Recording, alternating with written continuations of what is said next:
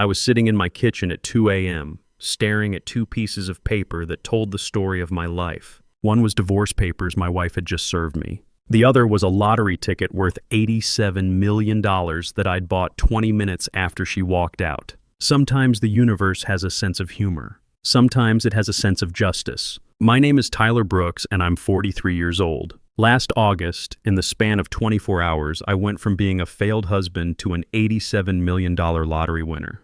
The woman who just abandoned me for being financially unsuccessful had no idea that exactly one day after she left, I'd become richer than her new boyfriend ever dreamed of being. But let me back up and tell you how 15 years of marriage can fall apart in a single evening. I married Madison Wells in June 2008, right after I graduated law school at 28. She was 25, working as a marketing coordinator, and we thought we had it all figured out. Small wedding at Washington Park, honeymoon in Vail, and a shared dream of building something meaningful together. The first decade was actually good. We struggled, sure, but we struggled together. I started as an associate at Parker & Associates making $42,000 a year. She was pulling in $35,000 at a tech startup. We lived in a cramped one-bedroom apartment, drove my beat-up Honda Civic, and ate a lot of pasta. But we laughed about it, called ourselves temporarily poor, and made plans for when things got better. Madison used to bring me coffee during my late nights preparing cases. She'd curl up on our second-hand couch while I worked at our kitchen table, both of us believing that hard work and persistence would eventually pay off. "You're going to make partners someday," she'd say. "I can see it. You care about people in a way the other lawyers don't." For 10 years, I believed her. Hell, I believed it myself. The cracks started showing around 2018. I'd been passed over for senior associate twice, watching younger guys with better connections move ahead of me. Madison started making comments. Small ones at first. Jennifer's husband just made partner at his firm, she'd mention over dinner. They bought that house in Cherry Hills Village. 4 bedrooms, 3-car garage. Different firm, different timeline, I'd reply. My turn will come. But privately, I was starting to worry. At 38, I should have been further along. I was good at my job, clients liked me, but I wasn't bringing in the big money cases. I specialized in personal injury and family law, helping regular people with real problems. Important work, but not the kind that impresses senior partners looking at billable hours. Then my dad died in 2019. Sudden heart attack at 67. Mom was lost without him, and the medical bills from his final month wiped out their savings. She kept the house, but barely. I started sending her $300 a month to help with utilities and medications. Madison didn't say anything directly, but I felt her resentment every time I wrote that check. The real deterioration started in 2020. Madison turned 37 and something shifted. She began following all her college friends on Instagram, constantly showing me their updates. New houses, family vacations, kids in private schools. Her phone became this constant source of comparison and disappointment. "Look at Sarah's kitchen renovation," she'd say, shoving the screen in my face. $40,000. Her husband sells medical equipment. "Good for them," I'd reply, but I could hear the edge in my own voice. By 2021, the criticism was relentless. Every bill that came in, every time we had to decline a dinner invitation because money was tight, every generic brand item in our grocery cart became evidence of my failure as a provider. The breaking point came last spring when I got passed over for senior associate for the 3rd time. This time, they gave it to Marcus, a guy 3 years younger than me who joined the firm 2 years after I did. Smart kid, but his father-in-law was a federal judge. Connections matter more than competence, apparently. I came home that evening, defeated, and found Madison on the couch scrolling through Facebook. "How did it go?" she asked without looking up. "They gave it to Marcus." She finally looked at me, and I saw something die in her eyes. Not anger, something worse. Disappointment. The kind that says she'd finally given up hope. "I see," was all she said. That night, for the first time in our 15-year marriage, she turned her back to me in bed when I tried to reach for her. It was like sleeping next to a stranger. The distance grew over the summer. She started working late more often, going out with work friends on weekends. I was working longer hours too, partly to avoid the tension at home, partly because I was desperately trying to build something that might impress the partners. In July, Mom got diagnosed with early-stage Alzheimer's. Not severe yet, but the writing was on the wall. The specialist recommended a memory care facility within 5 years, and I started researching costs. $60,000 a year, minimum. When I mentioned it to Madison, she just stared at me. "We can't afford that, Tyler. She's my mother, and I'm your wife. What about our future? What about kids? I'm 39 years old. It was the first time either of us had mentioned children in 2 years. We'd stopped talking about it when my career stalled, some unspoken agreement that we couldn't afford a family. After I make senior associate, I started. When? She interrupted. When, Tyler? You've been saying that for 5 years. I didn't have an answer. That's when Derek Nash entered our lives. Madison mentioned meeting him at some networking event for marketing professionals in downtown Denver. He was a financial advisor at Merrill Lynch, recently divorced, early 50s. Interesting guy, she said casually one evening in late July. Really knows the market. He might have some investment advice for us. Investment advice. We had about $1,200 in savings, but Derek's name started coming up more frequently. Derek said this about the stock market. Derek recommended that restaurant. Derek thought we should look into real estate despite our financial situation. I should have paid more attention, but I was distracted by my own professional crisis and Mom's diagnosis. I was working 16-hour days, trying to land one big case that might change everything. The lottery ticket had been my Friday ritual for 10 years. Same numbers every week. 07-14-21-03-42, Powerball 18. Madison's birthday, my birthday, our wedding day, my law school graduation, the day I passed the bar exam, and our first apartment number. $52 a year that Madison always said we couldn't afford to waste. It's not an investment, she'd say whenever I bought the ticket. It's a tax on people who can't do math. But I kept playing those numbers anyway. Called it hope. Called it faith in our future together. I had no idea that future was about to end. The final month of our marriage played out like a slow-motion car crash. I could see it happening, but I was powerless to stop it. It started with the phone calls. Madison had always been social, but suddenly she was having hour-long conversations that she'd end abruptly when I walked into the room. She'd step outside to take certain calls, claiming it was work-related noise she didn't want to bother me with. Then came the changes in her appearance. New clothes that seemed expensive for our budget. Professional manicures when she used to do her own nails. A haircut at some upscale salon in Cherry Creek that cost more than our monthly grocery budget.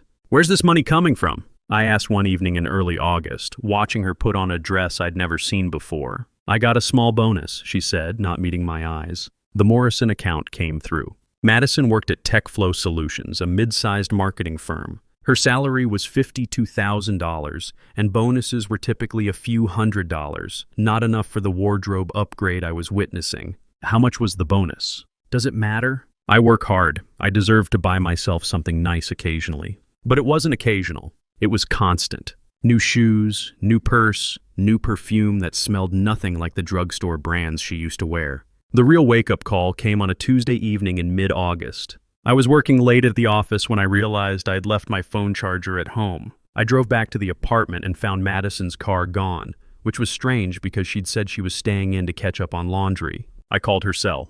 It went straight to voicemail. An hour later, she came home looking flustered, her carefully styled hair slightly messed up. "Where were you?" I asked. "Book club ran late," she said quickly. We were discussing that new thriller everyone's reading. Book club. She'd started attending a monthly book club 3 months ago, always on Tuesday nights. I'd never seen her reading any of the books they supposedly discussed. That night, after she fell asleep, I did something I'd never done in 15 years of marriage. I checked our phone records online. Our shared Verizon account showed her call history, and one number appeared constantly over the past 6 weeks. Sometimes multiple calls per day, often lasting an hour or more. I ran the number through a reverse lookup. Derek Nash, age 52. Financial advisor at Merrill Lynch downtown. I sat in our living room at 1 a.m., staring at the evidence of my wife's emotional affair, maybe more. The calls started right after that networking event she'd mentioned. They'd been talking every day since. I should have confronted her immediately. Instead, I spent the next week watching her lie to me with increasing frequency. Book club on Tuesday became dinner with girlfriends on Thursday, became working late on Saturday. The final revelation came when I decided to drive by her supposed book club location. She'd mentioned it met at a coffee shop in LODO. I parked across the street and waited. Madison's car never showed up. But at 9:30 p.m., I saw her walking out of the Brown Palace Hotel with a tall, silver-haired man in an expensive suit. They weren't holding hands, but their body language was intimate, familiar. Derek Nash looked exactly like his LinkedIn photo. Confident, successful, the kind of man who commanded attention in a room. Everything I wasn't. They stood outside the hotel talking for 10 minutes before he kissed her cheek and helped her into his BMW. She followed him out of the parking garage in her car. I drove home and waited. She came back 2 hours later, hair disheveled, makeup smeared, with a story about book club discussing relationship dynamics in modern literature. Sounds fascinating, I said from the kitchen table, where I'd been sitting with a beer and a growing sense of my own stupidity. You should read the book, she said, heading straight for the bathroom. It might give you some perspective on what women really want. What women really want. Apparently, it wasn't a 43-year-old associate attorney still struggling to make senior associate at a mid-tier law firm. The next morning, I called in sick to work and did some research on Derek Nash. His firm's website showed he managed portfolios for high-net-worth individuals. His personal LinkedIn mentioned a recent divorce, 2 adult children, a house in Cherry Hills Village, and a passion for golf and wine collecting. This wasn't some random guy Madison had met. This was a carefully chosen upgrade. I found myself wondering when exactly she'd made the decision to leave me. Was it after my 3rd rejection for senior associate? When Mom got diagnosed with Alzheimer's? Or had it been building for years and Derek was just the exit strategy she'd been waiting for? That evening, I tried one last time to save our marriage. Madison, we need to talk, I said when she came home from another late night at the office. I'm tired, Tyler. Can it wait? No, it can't. I know about Derek. She froze in the doorway, her purse still hanging from her shoulder. For a moment, her mask slipped, and I saw something that might have been guilt. I don't know what you're talking about. I saw you with him at the Brown Palace last Tuesday. Your book club story doesn't add up. She set down her purse slowly, like she was buying time to construct her defense. Derek is a friend, a professional contact. He's been giving me advice about our financial situation. Our financial situation? What advice could he possibly give us? We don't have any assets to manage. That's exactly the problem, she said, and suddenly the mask was completely off. We don't have anything, Tyler. I'm 40 years old, and we don't have anything to show for 15 years of marriage. We have each other. She looked at me like I'd said something pathetic. Maybe I had, do we? When was the last time we talked about the future? When was the last time you had a plan that didn't involve hoping someone at your firm would finally notice your hard work? I'm building something. You're 43 years old. You're not building anything. You're treading water while everyone else swims past you. The words hit like physical blows, partly because they were cruel, but mostly because they contained enough truth to hurt. So what are you saying? I'm saying I can't do this anymore. I can't pretend that everything's going to work out if we just wait a little longer. I can't waste any more years hoping you'll become the man I thought I married. We stood there in our small living room, surrounded by 15 years of shared memories and compromise, and I realized she'd already left me emotionally. Derek wasn't the cause of our marriage's end. He was just the catalyst that forced her to admit what she'd been feeling for years. I want a divorce, she said quietly. The words hung in the air between us like smoke from a fire that had been burning for longer than either of us wanted to admit. 3 days later, on a Thursday morning that felt like any other morning until it became the worst morning of my life, Madison handed me a manila envelope while I was drinking coffee from a chipped mug we'd had since our first apartment. What's this? I asked, though the weight of the envelope and the look on her face told me everything I needed to know. Divorce papers, she said, not quite meeting my eyes. I've already signed them. I opened the envelope with hands that weren't quite steady. The documents were professionally prepared, printed on expensive letterhead from Morrison & Associates, one of Denver's premier family law firms. Someone had paid their $5,000 retainer fee, and it sure as hell wasn't either of us. Who's paying for this? I asked, though I already knew the answer. Derek is helping me with the legal fees, she said, finally looking at me directly. As a loan. A loan, right. The kind of loan that comes with very specific expectations about repayment. I read through the papers with the clinical detachment that 15 years of legal practice had taught me. Irreconcilable differences. Division of minimal assets. No alimony requested, thankfully, since we'd both contributed equally to our spectacular lack of wealth. I've been thinking about this for a while, Madison continued, as if she was explaining a decision to change cable providers. We want different things, Tyler. You're content with where you are, and I need more. Content? I set down my coffee cup harder than necessary. You think I'm content being passed over for promotion 3 times? You think I'm content watching my mother's mind disappear while I can't afford to get her proper care? That's not what I meant. Then what did you mean? She was quiet for a long moment, searching for words that would make this conversation easier for both of us. I mean, you've accepted that this is your life. You've made peace with being ordinary.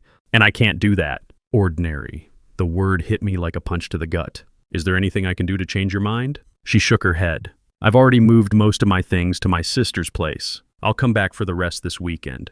What about Derek? Are you moving in with him? It's not like that. But her hesitation told me it was exactly like that. That evening, while Madison was packing her remaining belongings, I sat at our kitchen table and did what I always did on Friday nights for the past 10 years. I filled out a lottery ticket with our numbers, 07-14-2, 1-03-42, Powerball 18. Madison walked through the kitchen carrying a box of her books and saw me with the ticket. Still playing those stupid numbers? She asked. Habit, I guess. You know, the odds are 292 million to 1, right?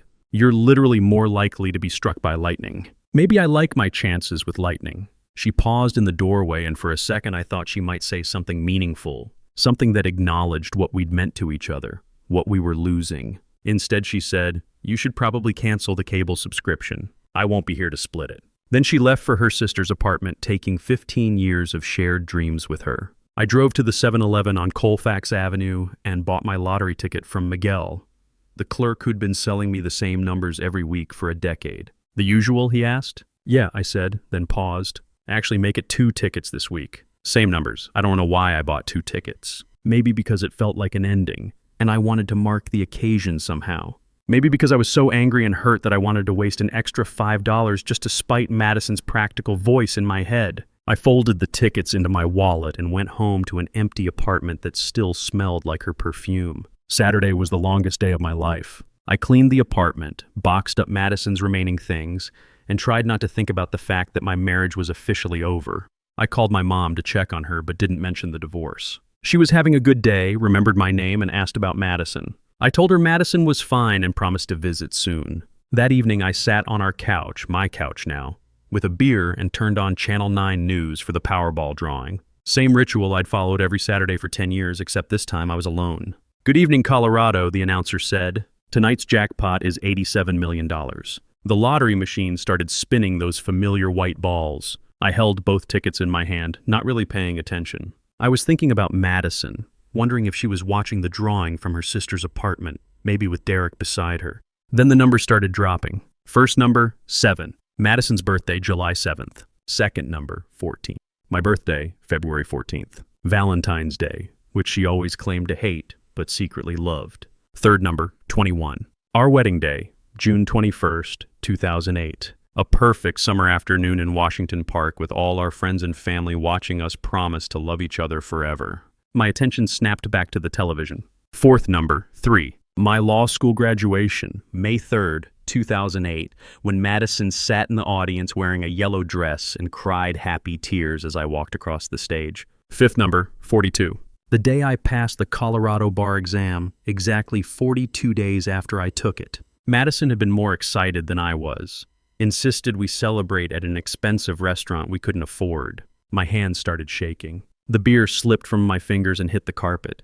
"And your Powerball number, 18. Our first apartment number, 18C at Riverside Commons, where we'd spent 3 years eating ramen noodles and planning our future." I stared at the television screen, then at my tickets, then back at the screen.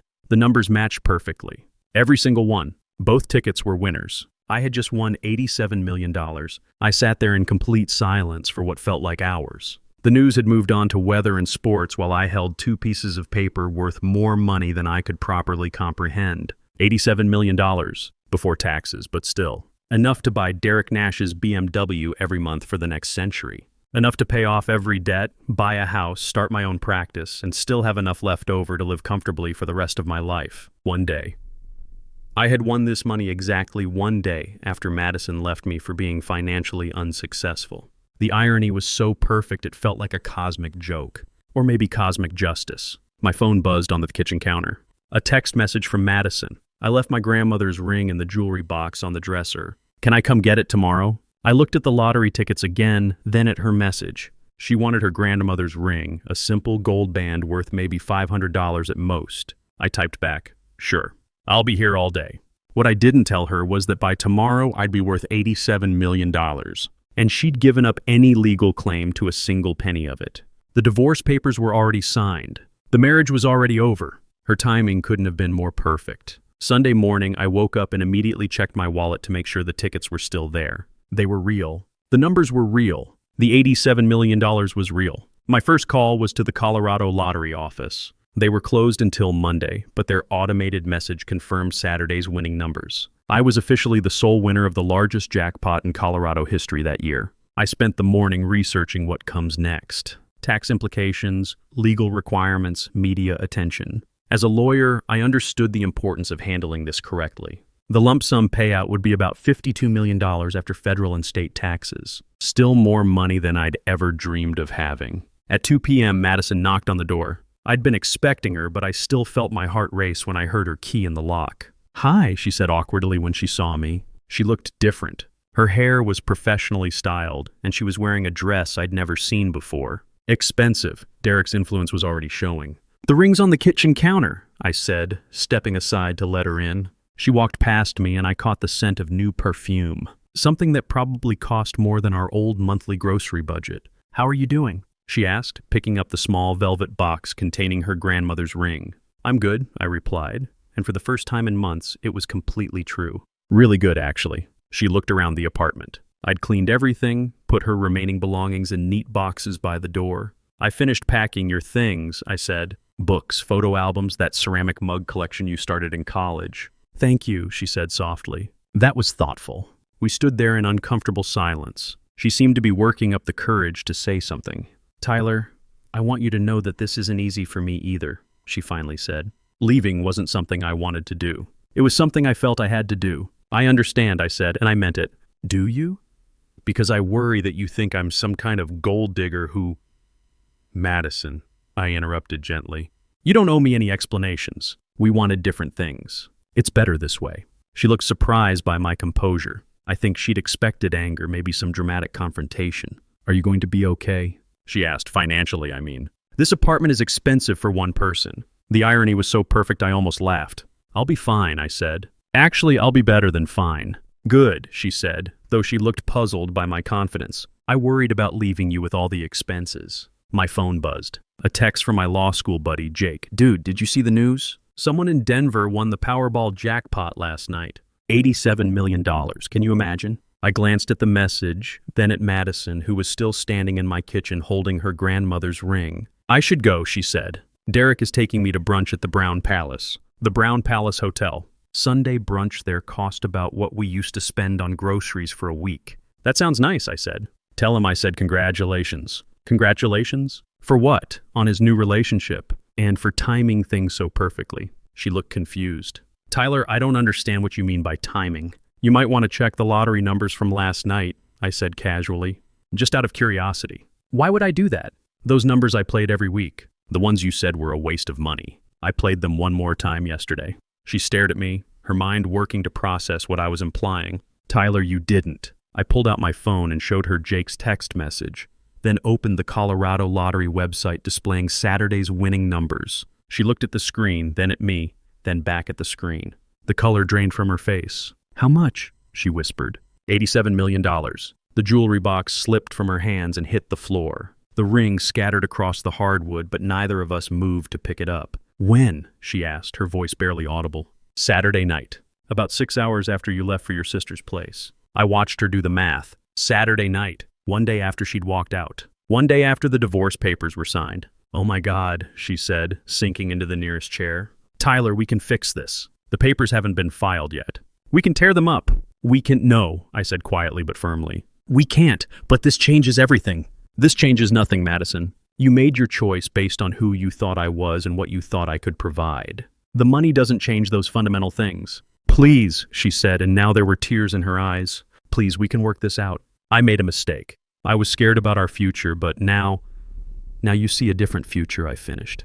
"One with $87 million in it." She was crying openly now. "I love you, Tyler. I always have." "No," I said, walking to the door and opening it. "You love the idea of security. You always have. There's a difference." She stood up slowly, understanding that this conversation was over. "The divorce papers will be filed on Monday morning," I said. "By Tuesday, you'll officially be free to pursue the life you really want." She walked to the door, stopping beside me. "I'm sorry," she whispered. "I know," I replied. "So am I. I'm sorry it took me 15 years to realize we wanted different things." After she left, I picked up her grandmother's ring from where it had fallen and set it on the kitchen counter. She'd probably be back for it eventually. It's been 6 months since I won the lottery, and my life has changed in ways I never expected. I used the money to open Brooks Legal Services, a small firm specializing in elder care law and estate planning. The kind of work that lets me help families like mine navigate the complicated intersection of aging, dignity, and financial reality. I bought a house in Highlands Ranch with a separate apartment for my mom.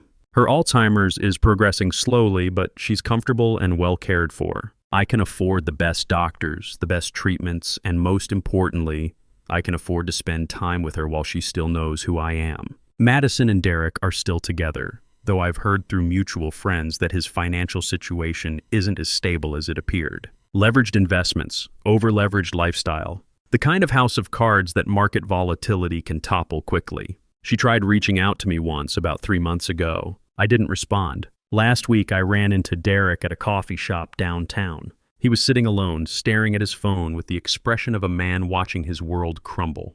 He didn't see me, and I didn't introduce myself. I just bought my coffee and left. Sometimes I think about that Saturday night when I bought the lottery tickets. If I'd waited one more day, or if she'd waited one more day to leave, our lives would be completely different. But that's the thing about timing. You can't control it, and you can't change it. You can only choose how to respond to it. I chose to build the life I'd always wanted, just with better funding than I'd originally planned. Madison got exactly what she asked for, freedom from a marriage she saw as limiting her potential. She just didn't get the upgrade she'd counted on. As for me, I learned that sometimes the best revenge isn't something you plan or execute. Sometimes it's just living well while the people who underestimated you realize what they gave up. The universe does have a sense of humor, and occasionally it has a sense of justice too.